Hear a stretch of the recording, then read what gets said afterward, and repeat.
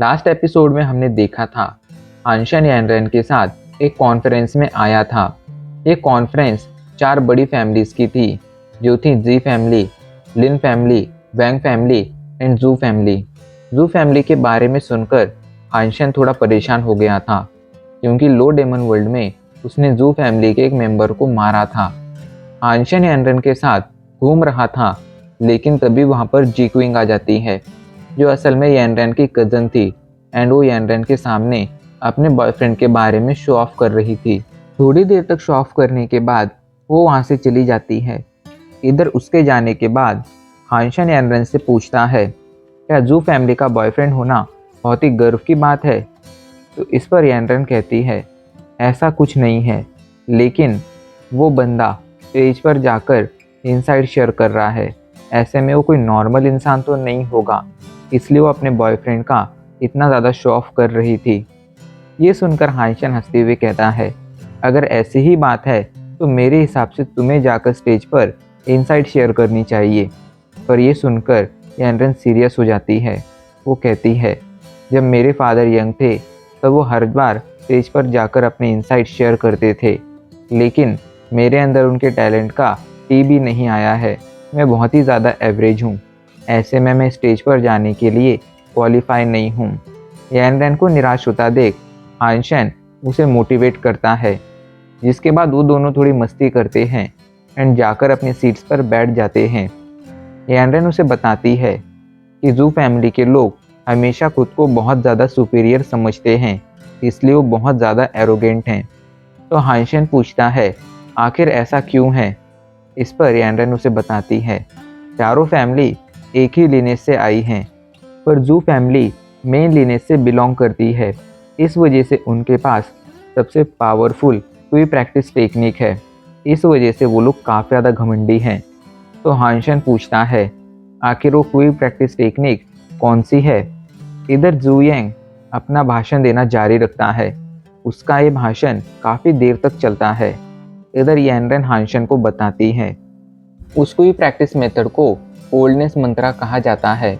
ये सुनकर हानशन राहत की सांस लेता है। अच्छी बात ये थी कि वो आइस जेड स्किन नहीं थी, वरना हानशन जू फैमिली का दुश्मन बन जाता। हानशन राहत की सांस ले ही रहा था, पर तभी यानरेन कहती है, लेकिन कोल्डनेस मंत्रा को सीखना बहुत ज़्यादा मुश्किल है। ऐसे में जू फैमिली के बहुत ही कम लोग इसे सीख पाए हैं। इसी वजह से उन्होंने इसे मॉडिफाई कर कर एक हाइपर जीनाट बनाई है, जिसे वो लोग आइस जेड स्किन कहते हैं। मैंने सुना है कि उन्होंने इसे प्रैक्टिस करना शुरू भी कर दिया है।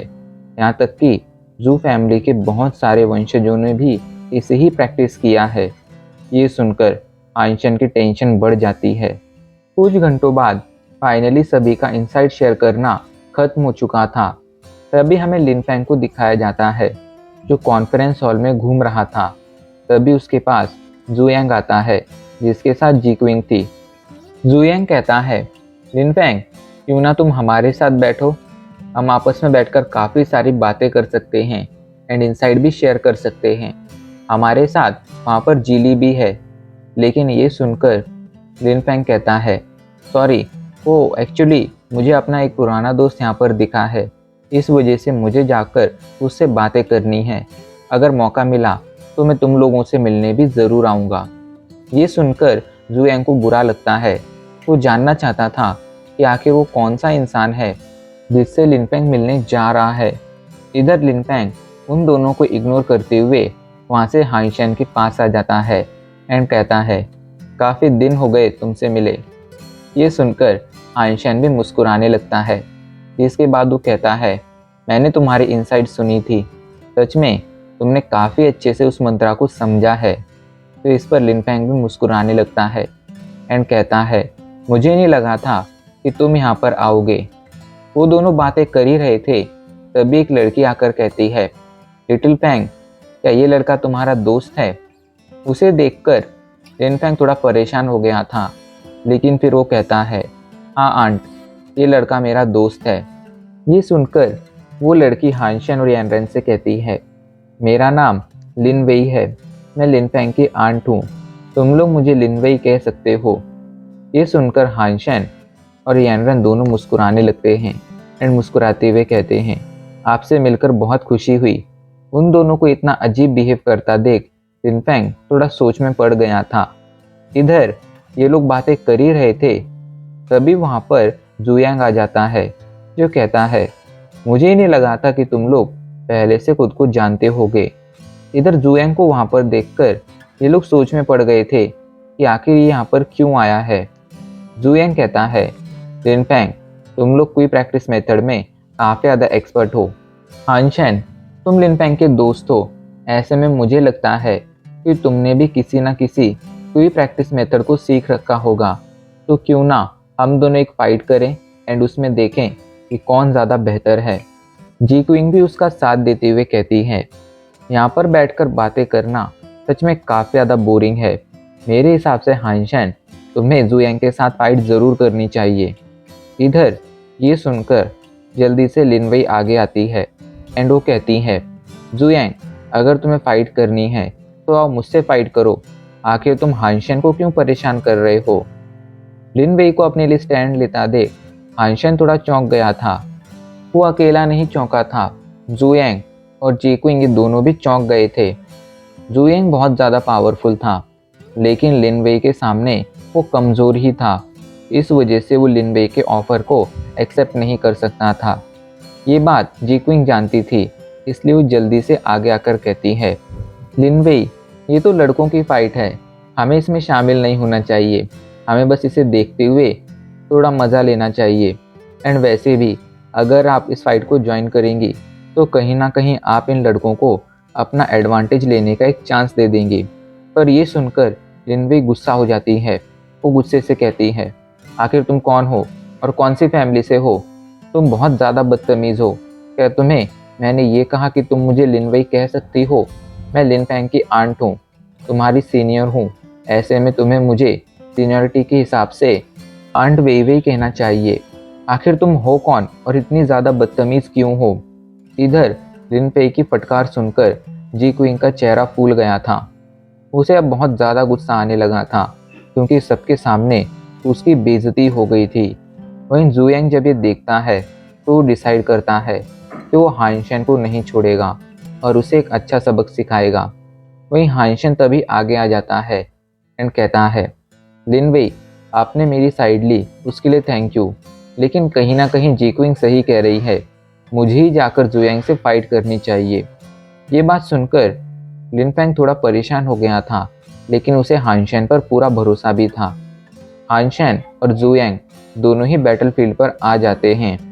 हानशेन ने ये फाइट इस वजह से एक्सेप्ट की थी क्योंकि उसने लो डेमन वर्ल्ड में जू फैमिली के एक मेंबर को मारा था। ऐसे में फ्यूचर में जू फैमिली उसकी दुश्मन हो सकती थी, इसलिए उससे दुश्मनी करने से पहले वो एक बार ये जानना चाहता था कि आखिर जू फैमिली कितनी ज़्यादा पावरफुल है और वो क्या फ्यूचर में उन्हें संभाल सकता है। इधर जी क्विंग तो बहुत ज़्यादा खुश थी। वो जानती थी जू यांग ने एक क्वी प्रैक्टिस मेथड सीख रखी है, ऐसे में वो हानशेन को बहुत इजीली हरा सकता है। इस बात पर उसे पूरा कॉन्फिडेंस था एंड वो हानशेन को हारता देखना चाहती थी। इधर लिनवेई को हानशेन की चिंता हो रही थी, इसलिए वो पूछती है, लिनफेंग, क्या हानशेन उसे हरा पाएगा? तो इस पर लिनफेंग कहता है, मैं ये बात कॉन्फिडेंस के साथ तो नहीं कह सकता हूँ, लेकिन जहाँ तक मैं हानशेन को जानता हूँ, वो अपने एज ग्रुप के सभी लोगों में बेस्ट है। ऐसे में शायद वो उसे हरा सकता है। ये बात सुनकर लिनवेई भी सोच में पड़ जाती है। आज तक लिनफेंग ने किसी की भी तारीफ नहीं की थी, पहली बार वो किसी की तारीफ कर रहा था। ऐसे में हानशेन बिल्कुल नॉर्मल नहीं हो सकता था, उसमें ज़रूर कुछ ना कुछ खास होगा। इधर जुयांग गुस्से में जल्दी से आइस जेट स्किन को एक्टिवेट करता है। उसने आइस जेट स्किन को एक्टिवेट कर लिया था, जिस वजह से उसकी पूरी बॉडी ठंडी हो गई थी एंड उससे पावरफुल कोल्ड ऑरा निकल रहा था। सभी बाहर से इस मैच को देख रहे थे एंड आपस में बातें कर रहे थे। हानशेन जब उस आइस जेट स्किन को देखता है तो उसे समझ नहीं आता है कि आखिर ये आइस जेट स्किन उसकी आइस जेट स्किन से अलग क्यों है, क्योंकि जब वो अपनी आइस जेट स्किन को एक्टिवेट करता था तब उसकी बॉडी से कोई कोल्ड ऑरा नहीं निकलता था। वहीं जुयांग की बॉडी से कोल्ड ऑरा निकल रहा था। उसे समझ नहीं आ रहा था कि आखिर ऐसा क्यों हो रहा है। पर ये सब सोचने का सही वक्त नहीं था। वो जल्दी से मिनी क्रिस्टल को एक्टिवेट करता है। उसने फाइट के लिए मिनी क्रिस्टल चूज की थी। आनशन ने मिनी क्रिस्टल मास्टर कर ली है। ये देखकर लिनवेई शॉक हो गई थी। इधर सभी लोग बातें करने लगे थे। ये लड़का कमाल का है जो इसने इतनी कम एज में मिनी क्रिस्टल प्रैक्टिस कर रखी है। सच में ये लिन फैंग का दोस्त बनने लायक है। इधर सिटिंग एरिया में जू फैमिली के कुछ और लोग बैठे हुए थे। एक आदमी जू कैंग से कहता है, ये लड़का जो तुम्हारे भाई का अपोनेंट है वो काफ़ी ज़्यादा पावरफुल है। पर उस पर जू कैंग कहता है, देखो ये बात बिल्कुल गलत है कि वो लड़का पावरफुल है। वो लड़का कितना भी पावरफुल क्यों ना हो, वो कभी भी जू फैमिली के किसी मेंबर को नहीं हरा सकता है। जू फैमिली के अगर किसी मेंबर को कोई हरा सकता है तो वो सिर्फ जू फैमिली का दूसरा मेंबर। ये सुनकर वो आदमी मुस्कुराने लगता है। इधर बैटलफील्ड पर हानशन एक जोरदार पंच जुएंग को मारने जाता है। ये देखकर जुएंग भी एक जोरदार पंच मारकर उसके पंच का सामना करता है। दोनों के ही पंच आपस में टकरा जाते हैं। ये देखकर यानरेन को हानशन की चिंता होने लगती है। लेकिन तभी अचानक से पंच लगते ही जुएंग जोर जोर से खांसने लगता है एंड उसके मुंह से खून आने लगता है। ये देखकर जीक्विंग शॉक में चली गई थी। उसे भरोसा नहीं हो रहा था कि हानशन ने इतने इजीली जुएंग को घायल कर दिया है। जुएंग को भी भरोसा नहीं हो रहा था। जिसने भी ये देखा था वो सभी लोग शॉक में थे। इधर हानशन रुकता नहीं है। वो एक के बाद एक जोरदार पंच मारना शुरू कर देता है। उसके सभी पंच जुएंग को लगते जा रहे थे। इस वजह से जुएंग की हालत वक्त के साथ और ज़्यादा खराब होती जा रही थी। लेकिन जुएंग हार भी नहीं मान सकता था। वो हानशन से फाइट बैक करने की बहुत कोशिश करता है, लेकिन इसका कोई फ़ायदा नहीं होता है। उल्टा वो वक्त के साथ और ज़्यादा घायल होता जाता है। इधर सिटिंग एरिया में जू कैंग जिस फाइट को देख रहा था वो भी समझ गया था। साथ ही साथ उसके साथ जो आदमी खड़ा था वो भी समझ गया था। वो मुस्कुराते हुए कहता है, इस लड़के के पंचेस में बहुत ही पावरफुल यिन फोर्स है। ऐसे में मुझे डर है कि कोई इवॉल्वर इस लड़के को नहीं हरा सकता है। पर यह बात सुनकर जू कैंग का गुस्सा 7वें आसमान पर पहुंच गया था। उसने डिसाइड कर लिया था कि वो हानशन को मारकर ही रहेगा। इधर हानशन एक के बाद एक पंच जुएंग को मारता रहता है। वहीं जो भी इस फाइट को देख रहे थे उन्हें भरोसा नहीं हो रहा था कि मिनी क्रिस्टल इतनी ज़्यादा पावरफुल हो सकती है, क्योंकि ज़्यादातर लोग ये समझ ही नहीं पाए थे कि हानशन के पंचेज में यिन फोर्स है। बहुत से लोगों को अब जी फैमिली से जलन होने लगी थी, क्योंकि बहुत जल्द उन्हें इतना अच्छा दामाद मिलने वाला था। इधर अभी के लिए जुएंग का गुस्सा 7वें आसमान पर पहुंच गया था।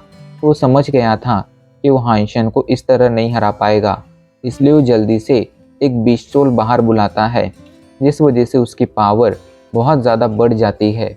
वहीं उसे ऐसा करता देख लोग उसके बारे में बातें करने लगते हैं। एक फाइट में जुएंग बीस्ट सोल का यूज़ कर रहा है। ये सच में बहुत ही शर्मनाक बात है, पर वो ये भी जानते थे कि जुएंग अभी जीत नहीं सकता है, लेकिन वो हारना भी अफोर्ड नहीं कर सकता है। इस वजह से वो जीतने की हर मुमकिन कोशिश कर रहा था। जुएंग गुस्से के साथ हानशन को एक जोरदार पंच मारता है। उसे पूरा भरोसा था कि इस बार हानशन ज़रूर हार जाएगा, लेकिन होता उसके बिल्कुल उल्टा है। हानशन उसे एक जोरदार पंच मारता है एंड जुएंग उनकी उल्टियां करते हुए दूर जाकर गिरता है। जुएंग को हारता देख जीक्विंग शॉक में चली गई थी। वो अकेली शॉक में नहीं गई थी, बल्कि वहां मौजूद सभी लोग शॉक में चले गए थे। हानशन की पावर ने सभी को चौंका दिया था। इधर लिनवेई हानशन के पास आकर कहती है, तुम तो सच में बहुत ज़्यादा कमाल के हो, तुमने बहुत ही इजीली जुएंग को हरा दिया। तो इस पर हानशन हंसते हुए कहता है, जुएंग एक बहुत ही कमज़ोर इंसान है, ऐसे में उसे हराना कोई बड़ी बात नहीं थी। पर हानशन एक बात से अनजान था कि जू कैंग के लोगों ने उसके बारे में सारी इन्फॉर्मेशन निकाल ली है एंड जू कैंग अब हानशन से बदला लेने के लिए पूरी तरह से तैयार है।